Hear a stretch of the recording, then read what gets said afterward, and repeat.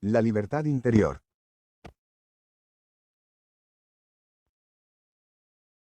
Tras este intento de presentación psicológica y explicación psicopatológica de las características típicas del recluido en un campo de concentración, se podría sacar la impresión de que el ser humano es alguien completa e inevitablemente influido por su entorno y, entendiéndose por entorno en este caso la singular estructura del campo de concentración, que obligaba al prisionero a adecuar su conducta a un determinado conjunto de pautas. Pero, ¿y qué decir de la libertad humana? No hay una libertad espiritual con respecto a la conducta y a la reacción ante un entorno dado. Es cierta la teoría que nos enseña que el hombre no es más que el producto de muchos factores ambientales condicionantes, sean de naturaleza biológica, psicológica o sociológica. El hombre es solo un producto accidental de dichos factores. Y, lo que es más importante, las reacciones de los prisioneros ante el mundo singular de un campo de concentración, son una prueba de que el hombre no puede escapar a la influencia de lo que le rodea. Es que frente a tales circunstancias no tiene posibilidad de elección. Podemos contestar a todas estas preguntas en base a la experiencia y también con arreglo a los principios.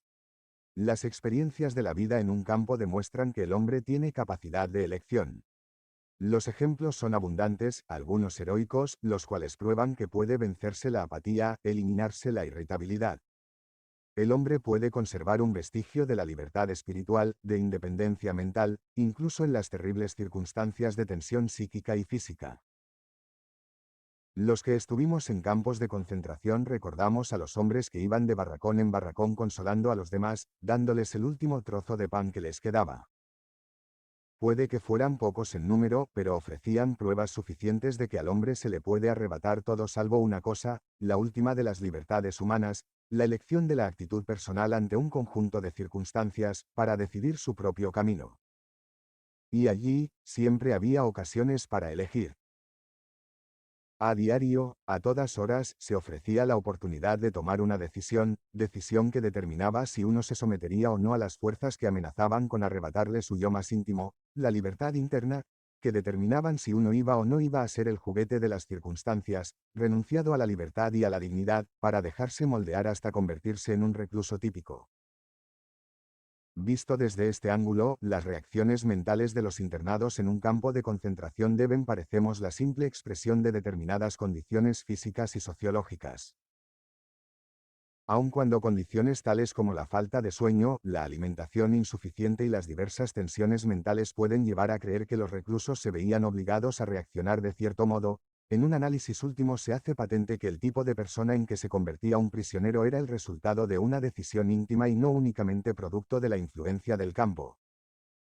Fundamentalmente, pues, cualquier hombre podía, incluso bajo tales circunstancias, decidir lo que sería de él, mental y espiritualmente, pues aún en un campo de concentración puede conservar su dignidad humana. Dostoyevsky dijo en una ocasión, solo temo una cosa, no ser digno de mis sufrimientos, y estas palabras retornaban una y otra vez a mi mente cuando conocía a aquellos mártires cuya conducta en el campo, cuyo sufrimiento y muerte, testimoniaban el hecho de que la libertad íntima nunca se pierde. Puede decirse que fueron dignos de sus sufrimientos y la forma en que los soportaron fue un logro interior genuino. Es esta libertad espiritual, que no se nos puede arrebatar, lo que hace que la vida tenga sentido y propósito. Una vida activa sirve a la intencionalidad de dar al hombre una oportunidad para comprender sus méritos en la labor creativa, mientras que una vida pasiva de simple goce le ofrece la oportunidad de obtener la plenitud experimentando la belleza, el arte o la naturaleza. Pero también es positiva la vida que está casi vacía tanto de creación como de gozo y que admite una sola posibilidad de conducta, a saber, la actitud del hombre hacia su existencia, una existencia restringida por fuerzas que le son ajenas. A este hombre le están prohibidas tanto la vida creativa como la existencia de goce, pero no solo son significativas la creatividad y el goce, todos los aspectos de la vida son igualmente significativos, de modo que el sufrimiento tiene que serlo también. El sufrimiento es un aspecto de la vida que no puede erradicarse, como no pueden apartarse el destino o la muerte. Sin todos ellos la vida no es completa. La máxima preocupación de los prisioneros se resumía en una pregunta: ¿sobreviviremos al campo de concentración? De lo contrario, todos estos sufrimientos carecerían de sentido. La pregunta que a mí, personalmente, me angustiaba era esta otra. ¿Tiene algún sentido todo este sufrimiento, todas estas muertes? Si carecen de sentido, entonces tampoco lo tiene sobrevivir al internamiento. Una vida cuyo último y único sentido consistiera en superarla o sucumbir, una vida, por tanto, cuyo sentido dependiera, en última instancia, de la casualidad no merecería en absoluto la pena de ser vivida. El destino, un regalo. El modo en que un hombre acepta su destino y todo el sufrimiento que éste conlleva, la forma en que carga con su cruz, le da muchas oportunidades, incluso bajo las circunstancias más difíciles, para añadir a su vida un sentido más profundo. Puede conservar su valor, su dignidad, su generosidad. O bien, en la dura lucha por la supervivencia, puede olvidar su dignidad humana y ser poco más que un animal, tal como nos ha recordado la psicología del prisionero en un campo de concentración. Aquí reside la oportunidad que el hombre tiene de aprovechar o de dejar pasar las ocasiones de alcanzar los méritos que una situación difícil puede proporcionarle. Y lo que decide si es merecedor de sus sufrimientos o no lo es.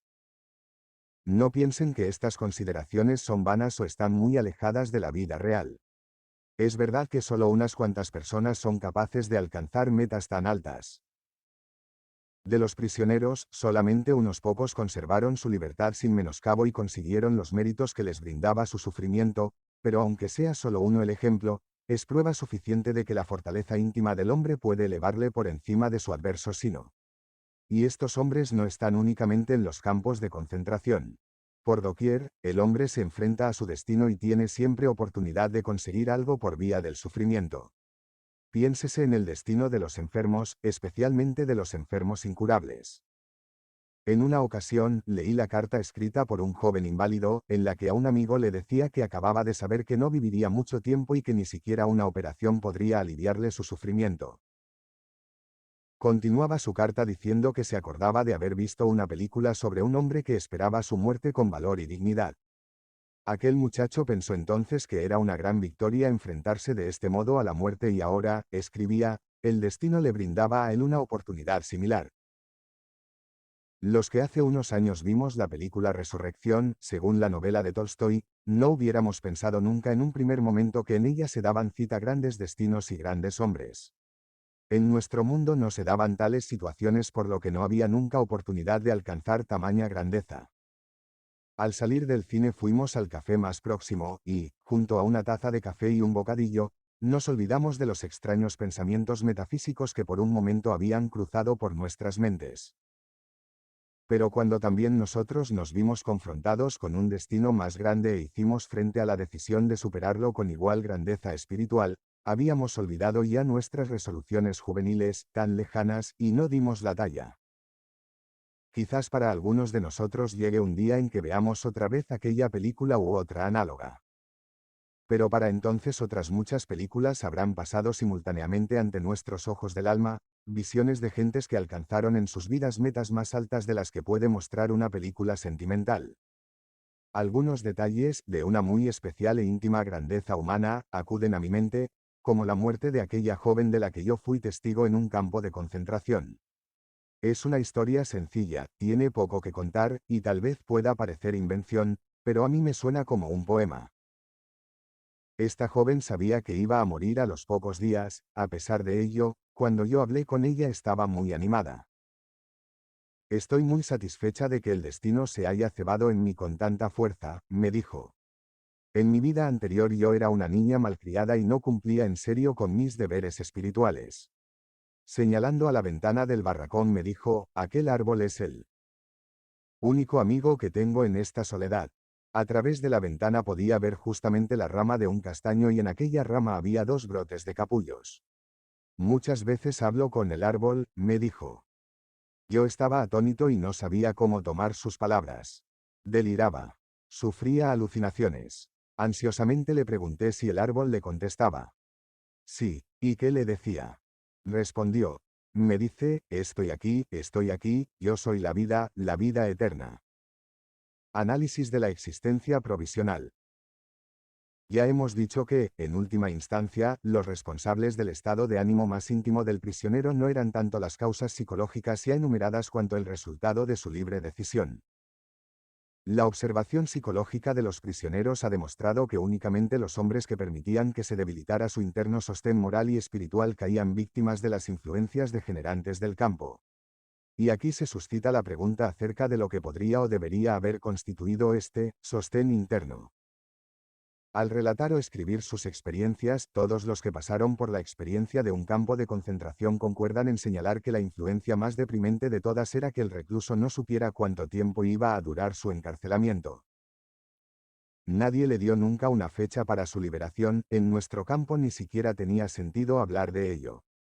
En realidad, la duración no era solo incierta, sino ilimitada. Un renombrado investigador psicológico manifestó en cierta ocasión que la vida en un campo de concentración podría denominarse existencia provisional. Nosotros completaríamos la definición diciendo que es una existencia provisional cuya duración se desconoce. Por regla general, los recién llegados no sabían nada de las condiciones de un campo. Los que venían de otros campos se veían obligados a guardar silencio y, de algunos campos, nadie regresó. Al entrar en él, las mentes de los prisioneros sufrían un cambio. Con el fin de la incertidumbre venía la incertidumbre del fin. Era imposible prever cuándo y cómo terminaría aquella existencia, caso de tener fin. El vocablo latino finis tiene dos significados, final y meta a alcanzar. El hombre que no podía ver el fin de su existencia provisional, tampoco podía aspirar a una meta última en la vida. Cesaba de vivir para el futuro en contraste con el hombre normal. Por consiguiente cambiaba toda la estructura de su vida íntima. Aparecían otros signos de decadencia como los que conocemos de otros aspectos de la vida. El obrero parado, por ejemplo, está en una posición similar. Su existencia es provisional en ese momento y, en cierto sentido, no puede vivir para el futuro ni marcarse una meta. Trabajos de investigación realizados sobre los mineros parados han demostrado que sufren de una particular deformación del tiempo, el tiempo íntimo, que es resultado de su condición de parados. También los prisioneros sufrían de esta extraña experiencia del tiempo. En el campo, una unidad de tiempo pequeña, un día, por ejemplo, repleto de continuas torturas y de fatiga, parecía no tener fin, mientras que una unidad de tiempo mayor, quizás una semana, parecía transcurrir con mucha rapidez. Mis camaradas concordaron conmigo cuando dije que en el campo el día duraba más que la semana. Cuán paradójica era nuestra experiencia del tiempo. A este respecto me viene el recuerdo de La montaña mágica, de Thomas Mann, que contiene unas cuantas observaciones psicológicas muy atinadas. Mann estudia la evolución espiritual de personas que están en condiciones psicológicas semejantes, es decir, los enfermos de tuberculosis en un sanatorio, quienes tampoco conocen la fecha en que les darán de alta, experimentan una existencia similar, sin ningún futuro, sin ninguna meta. Uno de los prisioneros, que a su llegada marchaba en una larga columna de nuevos reclusos desde la estación al campo, me dijo más tarde que había sentido como si estuviera desfilando en su propio funeral. Le parecía que su vida no tenía ya futuro y contemplaba todo como algo que ya había pasado, como si ya estuviera muerto. Este sentimiento de falta de vida, de un cadáver viviente, se intensificaba por otras causas. Mientras que, en cuanto al tiempo, lo que se experimentaba de forma más aguda era la duración ilimitada del período de reclusión, en cuanto al espacio eran los estrechos límites de la prisión. Todo lo que estuviera al otro lado de la alambrada se antojaba remoto, fuera del alcance y, de alguna forma, irreal. Lo que sucedía afuera, la gente de allá, todo lo que era vida normal, adquiría para el prisionero un aspecto fantasmal. La vida afuera, al menos hasta donde él podía verla, le parecía casi como lo que podría ver un hombre ya muerto que se asomara desde el otro mundo. El hombre que se dejaba vencer porque no podía ver ninguna meta futura, se ocupaba en pensamientos retrospectivos. En otro contexto hemos hablado ya de la tendencia a mirar al pasado como una forma de contribuir a apaciguar el presente y todos sus horrores haciéndolo menos real. Pero despojar al presente de su realidad entrañaba ciertos riesgos.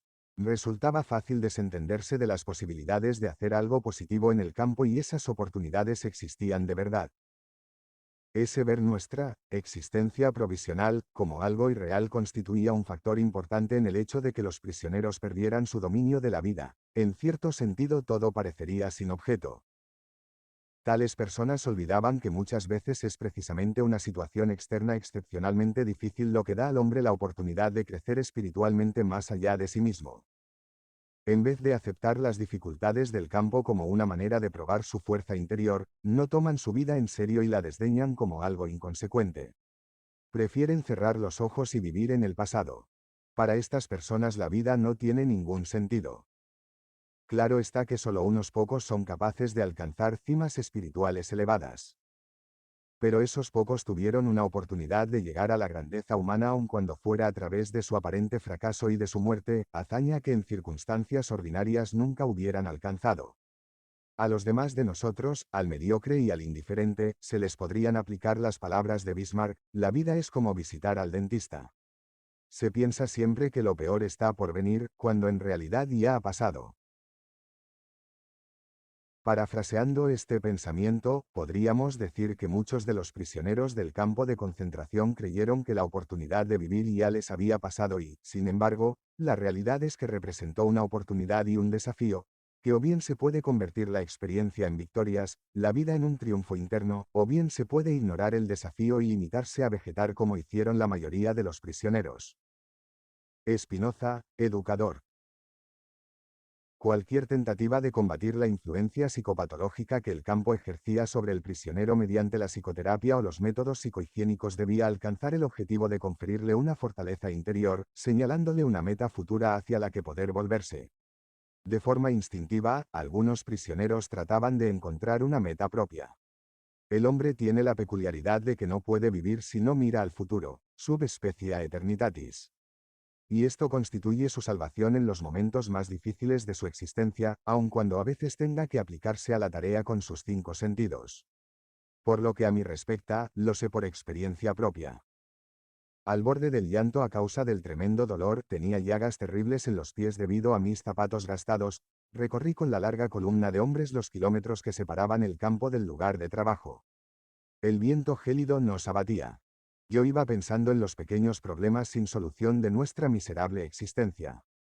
¿Qué cenaríamos aquella noche? Si como extra nos dieran un trozo de salchicha, convendría cambiarla por un pedazo de pan. Debía comerciar con el último cigarrillo que me quedaba de un bono que obtuve hacía 15 días y cambiarlo por un tazón de sopa. ¿Cómo podría hacerme con un trozo de alambre para reemplazar el fragmento que me servía como cordón de los zapatos? ¿Llegaría al lugar de trabajo a tiempo para unirme al pelotón de costumbre o tendría que acoplarme a otro cuyo capataz tal vez fuera más brutal? ¿Qué podía hacer para estar en buenas relaciones con un capo determinado que podría ayudarme a conseguir trabajo en el campo en vez de tener que emprender a diario aquella dolorosa caminata? Estaba disgustado con la marcha de los asuntos que continuamente me obligaban a ocuparme solo de aquellas cosas tan triviales. Me obligué a pensar en otras cosas. De pronto me vi de pie en la plataforma de un salón de conferencias bien iluminado, agradable y caliente. Frente a mí tenía un auditorio atento, sentado en cómodas butacas tapizadas. Yo daba una conferencia sobre la psicología de un campo de concentración. Visto y descrito desde la mira distante de la ciencia, todo lo que me oprimía hasta ese momento se objetivaba. Mediante este método, logré cierto éxito, conseguí distanciarme de la situación, pasar por encima de los sufrimientos del momento y observarlos como si ya hubieran transcurrido y tanto yo mismo como mis dificultades se convirtieron en el objeto de un estudio psicocientífico muy interesante que yo mismo he realizado. ¿Qué dice Spinoza en su Ética? Affectus, qui passio est, desinit esse passio simulat que eius claramet distinctam formamus ideam. La emoción, que constituye sufrimiento, deja de serlo tan pronto como nos formamos una idea clara y precisa del mismo. Ética, quinta parte, sobre el poder del espíritu o la libertad humana, frase 3. El prisionero que perdía la fe en el futuro, en su futuro, estaba condenado.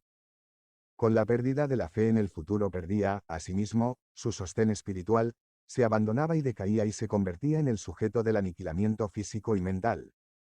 Por regla general, este se producía de pronto, en forma de crisis, cuyos síntomas eran familiares al recluso con experiencia en el campo. Todos temíamos este momento no ya por nosotros, lo que no hubiera tenido importancia, sino por nuestros amigos. Solía comenzar cuando una mañana el prisionero se negaba a vestirse y a lavarse o a salir fuera del barracón.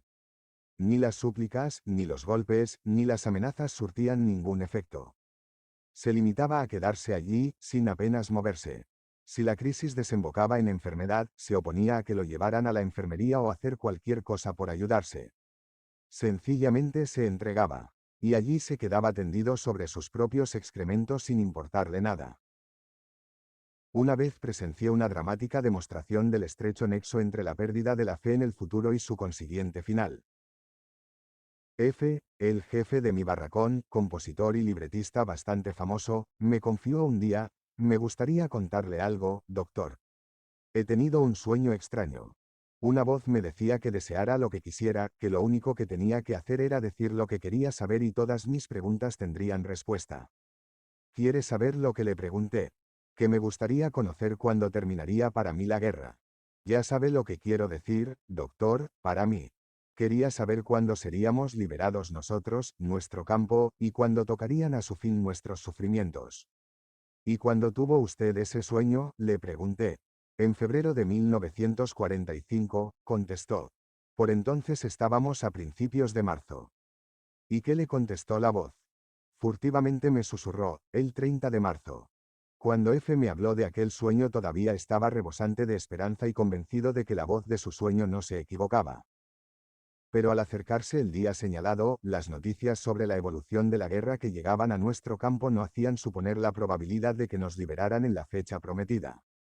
El 29 de marzo y de repente F cayó enfermo con una fiebre muy alta. El día 30 de marzo, el día que la profecía le había dicho que la guerra y el sufrimiento terminarían para él, cayó en un estado de delirio y perdió la conciencia. El día 31 de marzo falleció. Según todas las apariencias murió de tifus.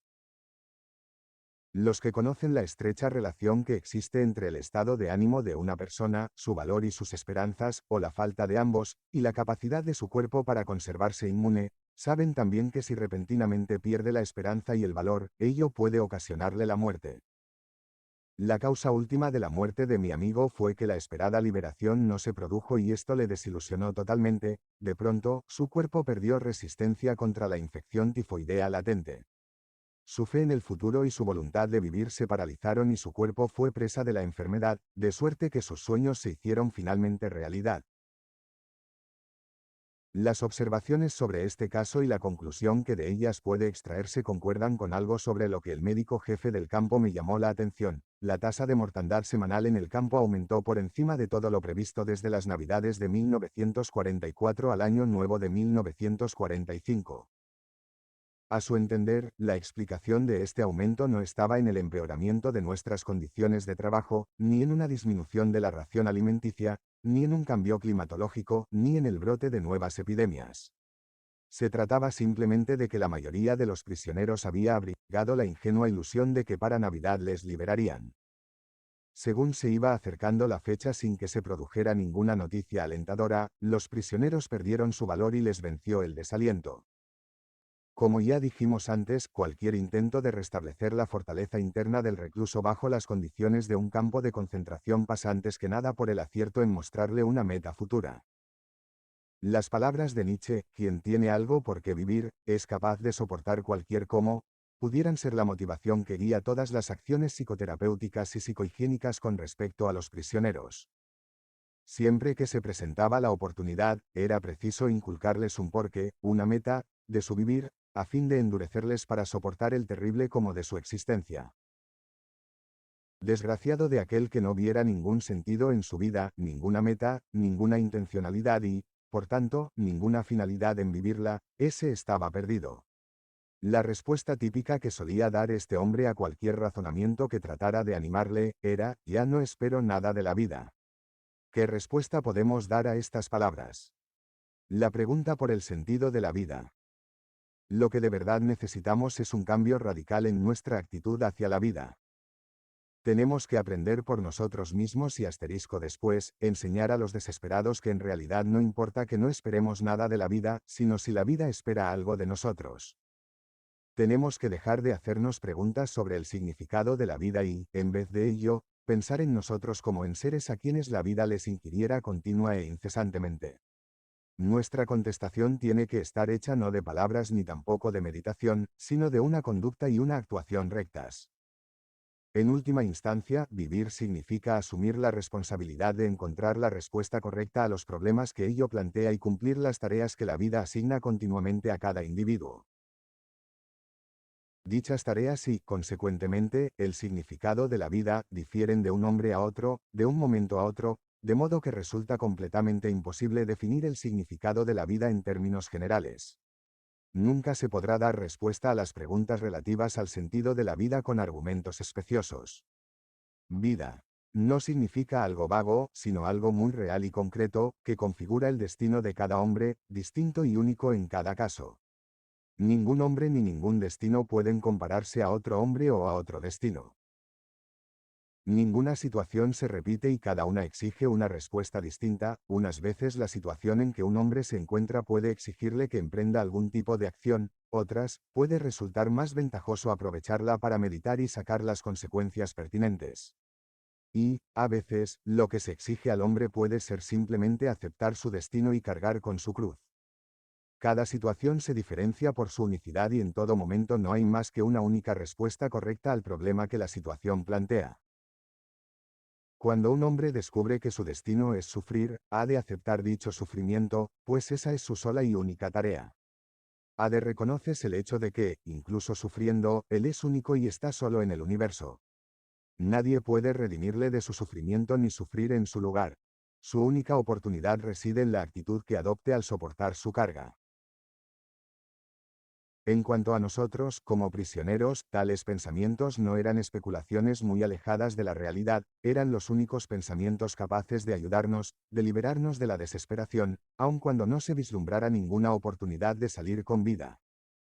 Ya hacía tiempo que habíamos pasado por la etapa de pedir a la vida un sentido, tal como el de alcanzar alguna meta mediante la creación activa de algo valioso. Para nosotros el significado de la vida abarcaba círculos más amplios, como son los de la vida y la muerte, y por este sentido es por el que luchábamos. Sufrimiento como prestación.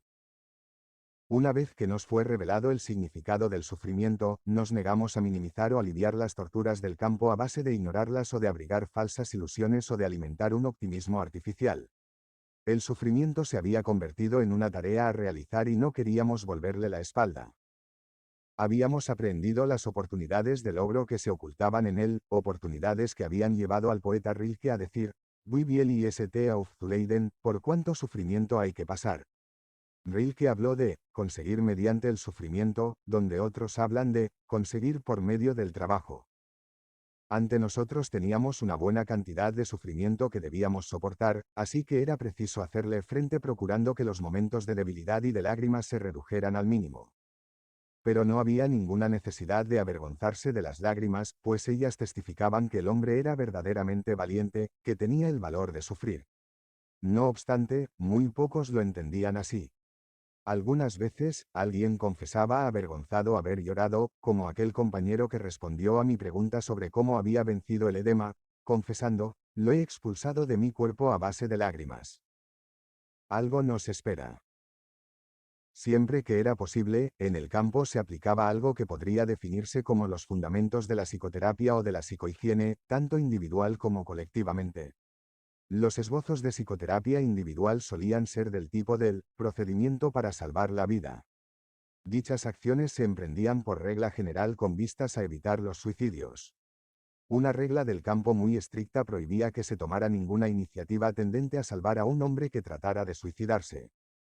Por ejemplo, se prohibía cortar la soga del hombre que intentaba ahorcarse, por consiguiente, era de suma importancia impedir que se llegara a tales extremos. Recuerdo dos casos de suicidio frustrado que guardan entre sí mucha similitud. Ambos prisioneros habían comentado sus intenciones de suicidarse basando su decisión en el argumento típico de que ya no esperaban nada de la vida. En ambos casos se trataba por lo tanto de hacerles comprender que la vida todavía esperaba algo de ellos. A uno le quedaba un hijo al que él adoraba y que estaba esperándole en el extranjero. En el otro caso no era una persona la que le esperaba, sino una cosa, su obra. Era un científico que había iniciado la publicación de una colección de libros que debía concluir. Nadie más que él podía realizar su trabajo, lo mismo que nadie más podría nunca reemplazar al Padre en el afecto del Hijo. La unicidad y la resolución que diferencian a cada individuo y confieren un significado a su existencia tienen su incidencia en la actividad creativa, al igual que la tienen en el amor. Cuando se acepta la imposibilidad de reemplazar a una persona, se da paso para que se manifieste en toda su magnitud la responsabilidad que el hombre asume ante su existencia. El hombre que se hace consciente de su responsabilidad ante el ser humano que le espera con todo su afecto o ante una obra inconclusa no podrá nunca tirar su vida por la borda. Conoce el porqué de su existencia y podrá soportar casi cualquier cómo. Una palabra a tiempo. Las oportunidades para la psicoterapia colectiva eran limitadas. El ejemplo correcto era más efectivo de lo que pudieran serlo las palabras. Los jefes de barracón que no eran autoritarios, por ejemplo, tenían precisamente por su forma de ser y actuar mil oportunidades de ejercitar una influencia de largo alcance sobre los que estaban bajo su jurisdicción. La influencia inmediata de una determinada forma de conducta es siempre más efectiva que las palabras. Pero, a veces, una palabra también resulta efectiva cuando la receptividad mental se intensifica con motivo de las circunstancias externas. Recuerdo un incidente en que hubo lugar para realizar una labor terapéutica sobre todos los prisioneros de un barracón, como consecuencia de la intensificación de su receptividad provocada por una determinada situación externa. Había sido un día muy malo. A la hora de la formación se había leído un anuncio sobre los muchos actos que, de entonces en adelante, se considerarían acciones de sabotaje y, por consiguiente, punibles con la horca. Entre estas faltas se incluían nimiedades como cortar pequeñas tiras de nuestras viejas mantas para utilizarlas como vendajes para los tobillos y robos mínimos. Hacía unos días que un prisionero al borde de la inanición había entrado en el almacén de víveres y había robado algunos kilos de patatas. El robo se descubrió y algunos prisioneros reconocieron al ladrón. Cuando las autoridades del campo tuvieron noticia de lo sucedido, ordenaron que les entregáramos al culpable, si no, todo el campo ayunaría un día. Claro está que los 2500 hombres prefirieron callar. La tarde de aquel día de ayuno yacíamos exhaustos en los camastros. Nos encontrábamos en las horas más bajas. Apenas se decía palabra y las que se pronunciaban tenían un tono de irritación. Entonces, y para empeorar aún más las cosas, se apagó la luz. Los estados de ánimo llegaron a su punto más bajo. Pero el jefe de nuestro barracón era un hombre sabio e improvisó una pequeña charla sobre todo lo que bullía en nuestra mente en aquellos momentos. Se refirió a los muchos compañeros que habían muerto en los últimos días por enfermedad o por suicidio, pero también indicó cuál había sido la verdadera razón de esas muertes, la pérdida de la esperanza. Aseguraba que tenía que haber algún medio de prevenir que futuras víctimas llegaran a estados tan extremos. Y al decir esto me señalaba a mí para que les aconsejara. Dios sabe que no estaba en mi talante dar explicaciones psicológicas o predicar sermones a fin de ofrecer a mis camaradas algún tipo de cuidado médico de sus almas. Tenía frío y sueño, me sentía irritable y cansado, pero hube de sobreponerme a mí mismo y aprovechar la oportunidad. En aquel momento era más necesario que nunca infundirles ánimos. Asistencia psicológica. Seguidamente hablé del futuro inmediato. Y dije que, para el que quisiera ser imparcial, este se presentaba bastante negro y concordé con que cada uno de nosotros podía adivinar que sus posibilidades de supervivencia eran mínimas, aun cuando ya no había epidemia de tifus yo estimaba que mis propias oportunidades estaban en razón de 1 a 20. Pero también les dije que, a pesar de ello, no tenía intención de perder la esperanza y tirarlo todo por la borda, pues nadie sabía lo que el futuro podía depararle y todavía menos la hora siguiente. Y aun cuando no cabía esperar ningún acontecimiento militar importante en los días sucesivos, ¿quién es mejor que nosotros, con nuestra larga experiencia en los campos para saber que a veces se ofrecían, de repente, grandes oportunidades, cuando menos a nivel individual? Por ejemplo, cabía la posibilidad de que, inesperadamente, uno fuera destinado a un grupo especial que gozara de condiciones laborales particularmente favorables, ya que este tipo de cosas constituían la suerte del prisionero. Pero no, solo hablé del futuro y del velo que lo cubría. También les hablé del pasado, de todas sus alegrías y de la luz que irradiaba, brillante aún en la presente oscuridad. Para evitar que mis palabras sonaran como las de un predicador, cité de nuevo al poeta que había escrito, Bossuet, Kann kein Macht der Welt dir rauben, ningún poder de la tierra podrá arrancarte lo que has vivido.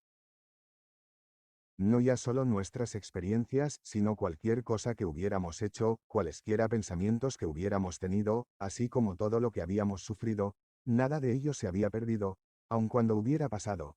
Lo habíamos hecho ser, y haber sido es también una forma de ser y quizá la más segura. Seguidamente me referí a las muchas oportunidades existentes para darle un sentido a la vida. Hablé a mis camaradas que yacían inmóviles, si bien de vez en cuando se oía algún suspiro, de que la vida humana no cesa nunca, bajo ninguna circunstancia, y de que este infinito significado de la vida comprende también el sufrimiento y la agonía, las privaciones y la muerte. Pedí a aquellas pobres criaturas que me escuchaban atentamente en la oscuridad del barracón que hicieran cara a lo serio de nuestra situación. No tenían que perder las esperanzas, antes bien debían conservar el valor en la certeza de que nuestra lucha desesperada no perdería su dignidad ni su sentido. Les aseguré que en las horas difíciles siempre había alguien que nos observaba, un amigo, una esposa, alguien que estuviera vivo o muerto, o un Dios, y que sin duda no querría que le decepcionáramos, antes bien, esperaba que sufriéramos con orgullo, y no miserablemente, y que supiéramos morir. Y, finalmente, les hablé de nuestro sacrificio, que en cada caso tenía un significado. En la naturaleza de este sacrificio estaba el que pareciera insensato para la vida normal, para el mundo donde imperaba el éxito material. Pero nuestro sacrificio sí tenía un sentido. Los que profesaran una fe religiosa, dije con franqueza, no hallarían dificultades para entenderlo. Les hablé de un camarada que al llegar al campo había querido hacer un pacto con el cielo para que su sacrificio y su muerte liberaran al ser que amaba de un doloroso final. Para él, tanto el sufrimiento como la muerte y, especialmente, aquel sacrificio, eran significativos. Por nada del mundo quería morir, como tampoco lo queríamos ninguno de nosotros. Mis palabras tenían como objetivo dotar a nuestra vida de un significado, allí y entonces, precisamente en aquel barracón y aquella situación, prácticamente desesperada. Pude comprobar que había logrado mi propósito, pues cuando se encendieron de nuevo las luces, las miserables figuras de mis camaradas se acercaron renqueantes hacia mí para darme las gracias, con lágrimas en los ojos. Sin embargo, es preciso que confiese aquí que solo muy raras veces hallé en mi interior fuerzas para establecer este tipo de contacto con mis compañeros de sufrimientos y que, seguramente, perdí muchas oportunidades de hacerlo. Psicología de los guardias del campamento. Llegamos ya a la tercera fase de las reacciones espirituales del prisionero, su psicología tras la liberación. Pero antes de entrar en ella consideremos una pregunta que suele hacérsele al psicólogo, sobre todo cuando conoce el tema por propia experiencia: ¿qué opina del carácter psicológico de los guardias del campo? ¿Cómo es posible que hombres de carne y hueso como los demás pudieran tratar a sus semejantes en la forma que los prisioneros aseguran que los trataron? Si tras haber oído una y otra vez los relatos de las atrocidades cometidas se llega al convencimiento de que, por increíbles que parezcan, sucedieron de verdad, lo inmediato es preguntar cómo pudieron ocurrir desde un punto de vista psicológico. Para contestar a esta pregunta, aunque sin entrar en muchos detalles, es preciso puntualizar algunas cosas. En primer lugar, había entre los guardias algunos sádicos en el sentido clínico más estricto. En segundo lugar, se elegía especialmente a los sádicos siempre que se necesitaba un destacamento de guardias muy severos. A esa selección negativa de la que ya hemos hablado en otro lugar, como la que se realizaba entre la masa de los propios prisioneros para elegir a aquellos que debían ejercer la función de capos, y en la que es fácil comprender que, a menudo, fueran los individuos más brutales y egoístas los que tenían más probabilidades de sobrevivir, a esta selección negativa, pues, se añadía en el campo la selección positiva de los sádicos. Se armaba un gran revuelo de alegría cuando, tras 2 horas de duro bregar bajo la cruda helada, nos permitían calentarnos unos pocos minutos allí mismo, al pie del trabajo, frente a una pequeña estufa que se cargaba con ramitas y virutas de madera. Pero siempre había algún capataz que sentía gran placer en privarnos de esta pequeña comodidad. Su rostro expresaba bien a las claras la satisfacción que sentía no ya solo al prohibirnos estar allí, sino volcando la estufa y hundiendo su amoroso fuego en la nieve. Cuando a las SS les molestaba determinada persona, siempre había en sus filas alguien especialmente dotado y altamente especializado en la tortura sádica a quien se enviaba al desdichado prisionero. En tercer lugar, los sentimientos de la mayoría de los guardias se hallaban embotados por todos aquellos años en que, a ritmo siempre creciente, habían sido testigos de los brutales métodos del campo. Los que estaban endurecidos moral y mentalmente rehusaban, al menos, tomar parte activa en acciones de carácter sádico, pero no impedían que otros las realizaran. En cuarto lugar, es preciso afirmar que aún entre los guardias había algunos que sentían lástima de nosotros. Mencionaré únicamente al comandante del campo del que fui liberado. Después de la liberación, y solo el médico del campo, que también era prisionero, tenía conocimiento de ello antes de esa fecha, me enteré de que dicho comandante había comprado en la localidad más próxima medicinas destinadas a los prisioneros y había pagado de su propio bolsillo cantidades nada despreciables. Por lo que se refiere a este comandante de las SS, ocurrió un incidente interesante relativo a la actitud que tomaron hacia él algunos de los prisioneros judíos. Al acabar la guerra y ser liberados por las tropas norteamericanas, 3 jóvenes judíos húngaros escondieron al comandante en los bosques bávaros. A continuación se presentaron ante el comandante de las fuerzas americanas, quien estaba ansioso por capturar a aquel oficial de las SS, para decirle que le revelarían dónde se encontraba únicamente bajo determinadas condiciones. El comandante norteamericano tenía que prometer que no se haría ningún daño a aquel hombre. Tras pensarlo un rato, el comandante prometió a los jóvenes judíos que cuando capturara al prisionero se ocuparía de que no le causaran la más mínima lesión y no solo cumplió su promesa, sino que, como prueba de ello, el antiguo comandante del campo de concentración fue, de algún modo, repuesto en su cargo, encargándose de supervisar la recogida de ropas entre las aldeas bávaras más próximas y de distribuirlas entre nosotros. El prisionero más antiguo del campo era, sin embargo, mucho peor que todos los guardias de las SS juntos. Golpeaba a los demás prisioneros a la más mínima falta, mientras que el comandante alemán, hasta donde yo sé, no levantó nunca la mano contra ninguno de nosotros. Es evidente que el mero hecho de saber que un hombre fue guardia del campo o prisionero nada nos dice. La bondad humana se encuentra en todos los grupos, incluso en aquellos que, en términos generales, merecen que se les condene. Los límites entre estos grupos se superponen muchas veces y no debemos inclinarnos a simplificar las cosas asegurando que unos hombres eran unos ángeles y otros unos demonios. Lo cierto es que, tratándose de un capataz, el hecho de ser amable con los prisioneros a pesar de todas las perniciosas influencias del campo es un gran logro, mientras que la vileza del prisionero que maltrata a sus propios compañeros merece condenación y desprecio en grado sumo. Obviamente, los prisioneros veían en estos hombres una falta de carácter que les desconcertaba especialmente, mientras que se sentían profundamente conmovidos por la más mínima muestra de bondad recibida de alguno de los guardias. Recuerdo que un día un capataz me dio en secreto un trozo de pan que debió haber guardado de su propia ración del desayuno. Pero me dio algo más, algo humano que hizo que se me saltaran las lágrimas, la palabra y la mirada con que aquel hombre acompañó el regalo. De todo lo expuesto debemos sacar la consecuencia de que hay 2 razas de hombres en el mundo y nada más que 2, la raza de los hombres decentes y la raza de los indecentes. Ambas se encuentran en todas partes y en todas las capas sociales. Ningún grupo se compone de hombres decentes o de hombres indecentes, así sin más ni más. En este sentido, ningún grupo es de pura raza, y, por ello, a veces se podía encontrar, entre los guardias, a alguna persona decente. La vida en un campo de concentración abría de par en par el alma humana y sacaba a la luz sus abismos. Puede sorprender que en estas profundidades encontremos, una vez más, únicamente cualidades humanas que, en su naturaleza más íntima, eran una mezcla del bien y del mal. La escisión que separa el bien del mal, que atraviesa imaginariamente a todo ser humano, alcanza las profundidades más hondas y se hizo manifiesta en el fondo del abismo que se abrió en los campos de concentración.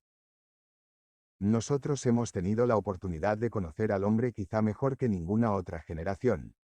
¿Qué es, en realidad, el hombre? Es el ser que siempre decide lo que es. Es el ser que ha inventado las cámaras de gas, pero asimismo es el ser que ha entrado en ellas con paso firme musitando una oración.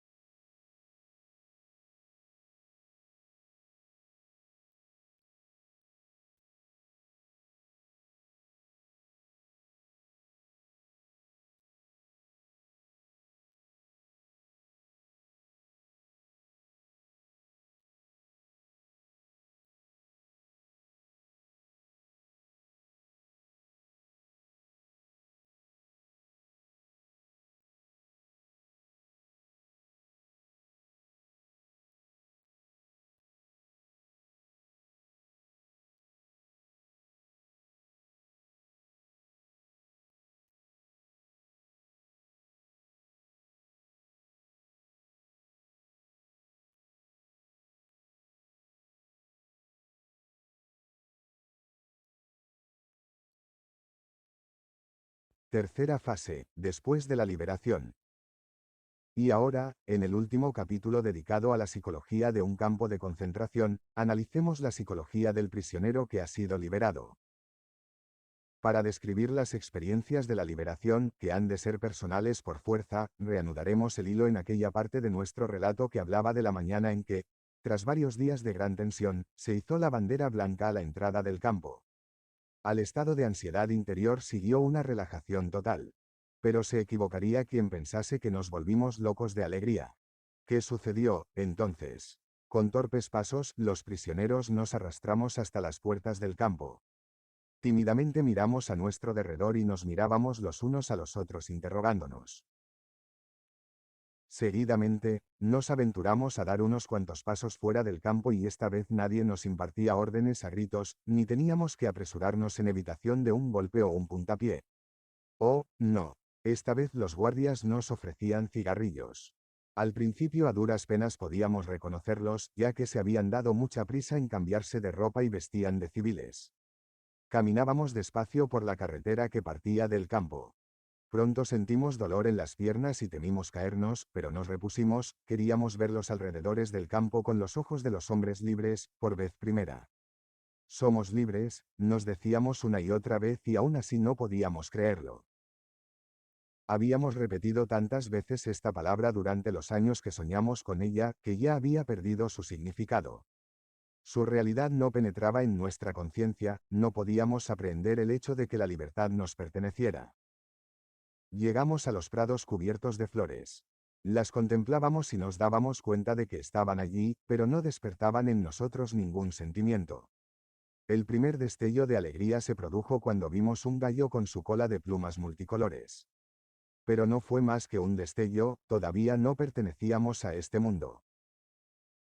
Por la tarde y cuando otra vez nos encontramos en nuestro barracón, un hombre le dijo en secreto a otro, «Dime, ¿estuviste hoy contento?»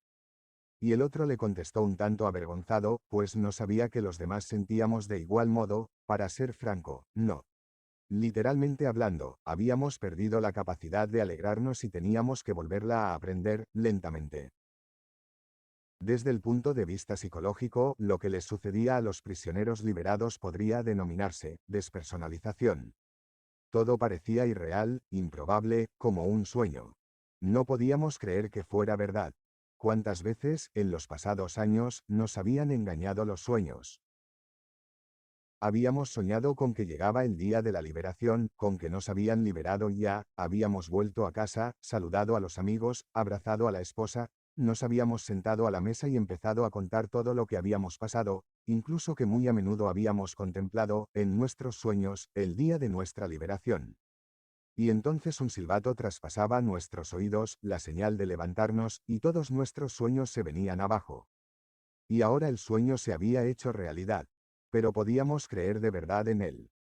El cuerpo tiene menos inhibiciones que la mente, así que desde el primer momento hizo buen uso de la libertad recién adquirida y empezó a comer vorazmente, durante horas y días enteros, incluso en mitad de la noche. Sorprende pensar las ingentes cantidades que se pueden comer.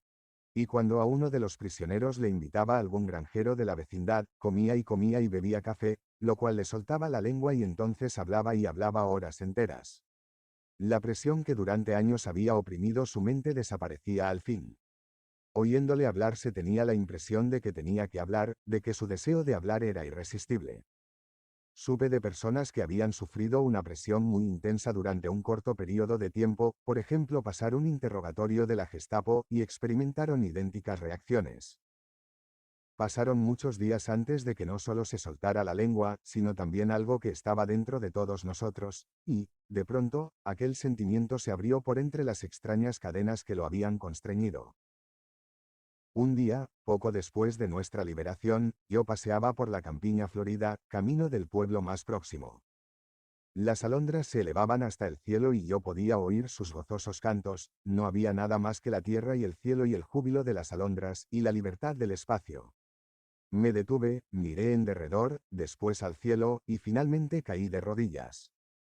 En aquel momento yo sabía muy poco de mí o del mundo, solo tenía en la cabeza una frase, siempre la misma, desde mi estrecha prisión llamé a mi Señor y Él me contestó desde el espacio en libertad. No recuerdo cuánto tiempo permanecí allí, de rodillas, repitiendo una y otra vez mi jaculatoria. Pero yo sé que aquel día, en aquel momento, mi vida empezó otra vez. Fui avanzando, paso a paso, hasta volverme de nuevo un ser humano. El desahogo. El camino que partía de la aguda tensión espiritual de los últimos días pasados en el campo, de la guerra de nervios a la paz mental, no estaba exento de obstáculos. Sería un error pensar que el prisionero liberado no tenía ya necesidad de ningún cuidado. Debemos considerar que un hombre que ha vivido bajo una presión mental tan tremenda y durante tanto tiempo, corre también peligro después de la liberación, sobre todo habiendo cesado la tensión tan de repente. Dicho peligro, desde el punto de vista de la higiene psicológica, es la contrapartida psicológica de la aeroembolia. Lo mismo que la salud física de los que trabajan en cámaras de inmersión correría peligro si, de repente, abandonaran la cámara, donde se encuentran bajo una tremenda presión atmosférica, así también el hombre que ha sido liberado repentinamente de la presión espiritual puede sufrir daño en su salud psíquica. Durante esta fase psicológica se observaba que las personas de naturaleza más primitiva no podían escapar a las influencias de la brutalidad que les había rodeado mientras vivieron en el campo. Ahora, al verse libres, pensaban que podían hacer uso de su libertad licenciosamente y sin sujetarse a ninguna norma. Lo único que había cambiado para ellos era que en vez de ser oprimidos eran opresores. Se convirtieron en instigadores y no objetores de la fuerza y de la injusticia. Justificaban su conducta en sus propias y terribles experiencias y ello solía ponerse de manifiesto en situaciones aparentemente inofensivas. En una ocasión paseaba yo con un amigo camino del campo de concentración, cuando de pronto llegamos a un sembrado de espigas verdes. Automáticamente yo las evité, pero él me agarró del brazo y me arrastró hacia el sembrado. Yo balbucí algo referente a no tronchar las tiernas espigas. Se enfadó mucho conmigo, me lanzó una mirada airada y me gritó, no me digas. No nos han quitado bastante ellos a nosotros. Mi mujer y mi hijo han muerto en la cámara de gas, por no mencionar las demás cosas, y tú me vas a prohibir que tronche unas pocas espigas de trigo. Solo muy lentamente se podía devolver a aquellos hombres a la verdad lisa y llana de que nadie tenía derecho a obrar mal, ni aun cuando a él le hubieran hecho daño. Tendríamos que luchar para hacerles volver a esa verdad, o las consecuencias serían aún peores que la pérdida de unos cuantos cientos de granos de trigo. Todavía puedo ver a aquel prisionero que, enrollándose las mangas de la camisa, metió su mano derecha bajo mi nariz y gritó, que me corten la mano si no me la tiño con sangre el día que vuelva a casa. Quiero recalcar que quien decía estas palabras no era un mal tipo, fue el mejor de los camaradas en el campo y también después. Aparte de la deformidad moral resultante del repentino aflojamiento de la tensión espiritual, otras dos experiencias mentales amenazaban con dañar el carácter del prisionero liberado, la amargura y la desilusión que sentía al volver a su antigua vida. La amargura tenía su origen en todas aquellas cosas contra las que se rebelaba cuando volvía a su ciudad. Cuando, a su regreso, aquel hombre veía que en muchos lugares se le recibía solo con un encogimiento de hombros y unas cuantas frases gastadas, solía amargarse preguntándose por qué había tenido que pasar por todo aquello. Cuando por doquier oía casi las mismas palabras, no sabíamos nada, y, nosotros también sufrimos, se hacía siempre la misma pregunta. Es que no tienen nada mejor que decirme. La experiencia de la desilusión es algo distinta. En este caso no era ya el amigo, cuya superficialidad y falta de sentimientos disgustaban tanto al exclaustrado que finalmente se sentía como si se arrastrara por un agujero sin ver ni oír a ningún ser humano, que le parecía cruel, sino su propio sino. El hombre que durante años había creído alcanzar el límite absoluto del sufrimiento se encontraba ahora con que el sufrimiento no tenía límites y con que todavía podía sufrir más y más intensamente. Cuando hablábamos de los intentos de infundir en el prisionero ánimo para superar su situación, decíamos que había que mostrarle algo que le hiciera pensar en el porvenir. Había que recordarle que la vida todavía le estaba esperando, que un ser humano aguardaba a que él regresara. Pero, ¿y después de la liberación? Algunos se encontraron con que nadie les esperaba. Desgraciado de aquel que halló que la persona cuyo solo recuerdo le había dado valor en el campo ya no vivía. Desdichado de aquel que, cuando finalmente llegó el día de sus sueños, encontró todo distinto a como lo había añorado. Quizás abordó un trolebús y viajó hasta la casa que durante años había tenido en su mente, quizá llamó al timbre, al igual que lo había soñado en miles de sueños, para encontrarse con que la persona que tendría que abrirle la puerta no estaba allí, ni nunca volvería. Allá en el campo, todos nos habíamos confesado unos a otros que no podía haber en la tierra felicidad que nos compensara por todo lo que habíamos sufrido. No esperábamos encontrar la felicidad, no era esto lo que infundía valor y confería significado a nuestro sufrimiento, a nuestros sacrificios, a nuestra agonía. Ahora bien, tampoco estábamos preparados para la infelicidad. Esta desilusión que aguardaba a un número no desdeñable de prisioneros resultó ser una experiencia muy dura de sobrellevar y también muy difícil de tratar desde el punto de vista del psiquiatra, aunque tampoco tendría que desalentarle, muy al contrario, debiera ser un acicate y un estímulo más. Pero para todos y cada uno de los prisioneros liberados llegó el día en que, volviendo la vista atrás a aquella experiencia del campo, fueron incapaces de comprender cómo habían podido soportarlo. Y si llegó por fin el día de su liberación y todo les pareció como un bello sueño, también llegó el día en que todas las experiencias del campo no fueron para ellos nada más que una pesadilla. La experiencia final para el hombre que vuelve a su hogar es la maravillosa sensación de que, después de todo lo que ha sufrido, ya no hay nada a lo que tenga que temer, excepto a su Dios. Parte segunda, conceptos básicos de logoterapia. Los lectores de mi breve relato autobiográfico me pidieron que hiciera una exposición más directa y completa de mi doctrina terapéutica. En consecuencia, añadí a la edición original un sucinto resumen de lo que es la logoterapia. Pero no ha sido suficiente, me acosan pidiéndome que trate más detenidamente el tema, de modo que en la presente edición he dado una nueva redacción a mi relato, ampliándolo con más detalles. No ha sido un cometido fácil. Transmitir al lector en un espacio reducido todo el material que en alemán requirió 20 volúmenes es una tarea capaz de desanimar a cualquiera. Recuerdo a un colega norteamericano que un día me preguntó en mi clínica de Viena, veamos, doctor, usted es psicoanalista. A lo que yo le contesté, no exactamente psicoanalista. Digamos que soy psicoterapeuta. Entonces siguió preguntándome, ¿a qué escuela pertenece usted? Es mi propia teoría, se llama logoterapia, le repliqué. ¿Puede definirme en una frase lo que quiere decir logoterapia? Sí, le dije, pero antes que nada, ¿puede usted definir en una sola frase la esencia del psicoanálisis? He aquí su respuesta, en el psicoanálisis, el paciente se tiende en un diván y le dice a usted cosas que, a veces, son muy desagradables de decir.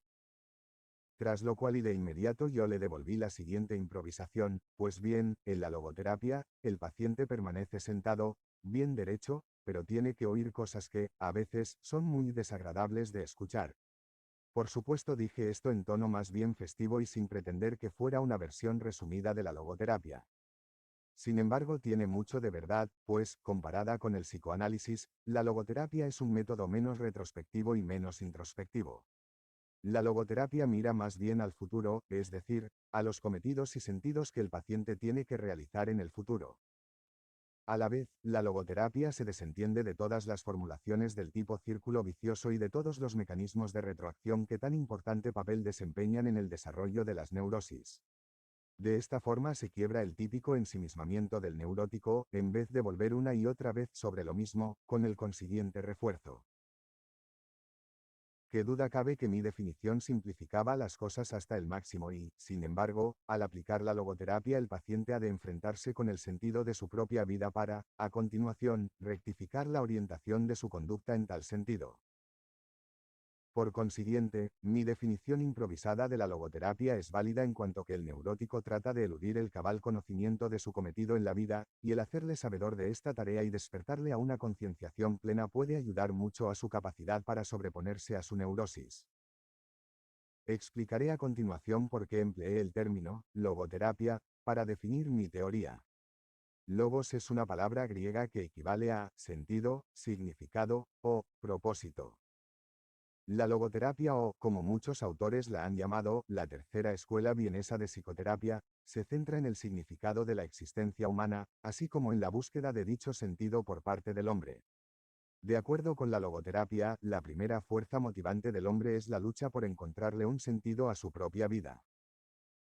Por eso hablo yo de voluntad de sentido, en contraste con el principio de placer o, como también podríamos denominarlo, la voluntad de placer, en que se centra el psicoanálisis freudiano, y en contraste con la voluntad de poder que enfatiza la psicología de Adler. Voluntad de sentido. La búsqueda por parte del hombre del sentido de la vida constituye una fuerza primaria y no una racionalización secundaria de sus impulsos instintivos. Este sentido es único y específico en cuanto es uno mismo y uno solo quien tiene que encontrarlo, únicamente así logra alcanzar el hombre un significado que satisfaga su propia voluntad de sentido. Algunos autores sostienen que los sentidos y los principios no son otra cosa que mecanismos de defensa, formaciones y sublimaciones de las reacciones. Por lo que a mí toca, yo no quisiera vivir simplemente por mor de mis mecanismos de defensa, ni estaría dispuesto a morir por mis formaciones de las reacciones. El hombre, no obstante, es capaz de vivir e incluso de morir por sus ideales y principios. Hace unos cuantos años se realizó en Francia una encuesta de opinión. Los resultados demostraron que el 80% de la población encuestada reconocía que el hombre necesita algo por qué vivir. Además, el 61% admitía que había algo o alguien en sus vidas por cuya causa estaban dispuestos incluso a morir. Repetí esta encuesta en mi clínica de Viena tanto entre los pacientes como entre el personal y el resultado fue prácticamente similar al obtenido entre las miles de personas encuestadas en Francia. La diferencia fue solo de un 2%. En otras palabras, la voluntad de sentido para muchas personas es cuestión de hecho, no de fe. Ni que decir tiene que son muchos los casos en que la insistencia de algunas personas en los principios morales no es más que una pantalla para ocultar sus conflictos internos, pero aun siendo esto cierto, representa la excepción a la regla y no la mayoría. En dichos casos se justifica la interpretación psicodinámica como un intento de analizar la dinámica inconsciente que le sirve de base. Nos encontramos en realidad ante pseudoprincipios, buen ejemplo de ello es el caso del fanático, que, por lo mismo, es preciso desenmascarar. El desenmascaramiento o la desmitificación cesará, sin embargo, en cuanto uno se tope con lo que el hombre tiene de auténtico y de genuino, por ejemplo, el deseo de una vida lo más significativa posible. Si al llegar aquí no se detiene, el hombre que realiza el desenmascaramiento se limitaba a traicionar su propia voluntad al menospreciar las aspiraciones espirituales de los demás. Tenemos que precavernos de la tendencia a considerar los principios morales como simple expresión del hombre. Pues lagos o sentido no es solo algo que nace de la propia existencia, sino algo que hace frente a la existencia. Si ese sentido que espera ser realizado por el hombre no fuera nada más que la expresión de sí mismo o nada más que la proyección de un espejismo, perdería inmediatamente su carácter de exigencia y desafío. No podría motivar al hombre ni requerirle por más tiempo. Esto se considera verdadero no solo por lo que se refiere a la sublimación de los impulsos instintivos, sino también por lo que toca a lo que C.G. Jung denomina arquetipos del inconsciente colectivo, en cuanto estos últimos serían también expresiones propias de la humanidad, como un todo. Y también se considera cierto por lo que se refiere al argumento de algunos pensadores existencialistas que no ven en los ideales humanos otra cosa que invenciones. Según J.P. Sartre, el hombre se inventa a sí mismo, concibe su propia esencia, es decir, lo que él es esencialmente, incluso lo que debería o tendría que ser. Pero yo no considero que nosotros inventemos el sentido de nuestra existencia, sino que lo descubrimos. La investigación psicodinámica en el campo de los principios es legítima, la cuestión estriba en saber si siempre es apropiada. Por encima de todas las cosas debemos recordar que una investigación exclusivamente psicodinámica puede, en principio, revelar únicamente lo que es una fuerza impulsora en el hombre. Ahora bien, los principios morales no mueven al hombre, no le empujan, más bien tiran de él. Diré, de paso, que es una diferencia que recordaba continuamente al pasar por las puertas de los hoteles de Norteamérica, hay que tirar de una y empujar otra. Pues bien, si yo digo que el hombre se ve arrastrado por los principios morales, lo que implícitamente se infiere es el hecho de que la voluntad interviene siempre, la libertad del hombre para elegir entre aceptar o rechazar una oferta, es decir, para cumplir un sentido potencial o bien para perderlo. Sin embargo, debe quedar bien claro que en el hombre no cabe hablar de eso que suele llamarse impulso moral o impulso religioso, interpretándolo de manera idéntica a cuando decimos que los seres humanos están determinados por los instintos básicos. Nunca el hombre se ve impulsado a una conducta moral, en cada caso concreto decide actuar moralmente. Y el hombre no actúa así para satisfacer un impulso moral y tener una buena conciencia, lo hace por amor de una causa con la que se identifica, o por la persona que ama, o por la gloria de Dios. Si obra para tranquilizar su conciencia será un fariseo y dejará de ser una persona verdaderamente moral. Creo que hasta los mismos santos no se preocupan de otra cosa que no sea servir a su Dios y dudo siquiera de que piensen en ser santos. Si así fuera serían perfeccionistas, pero no santos. Cierto que, como reza el dicho alemán, una buena conciencia es la mejor almohada, pero la verdadera moralidad es algo más que un somnífero o un tranquilizante.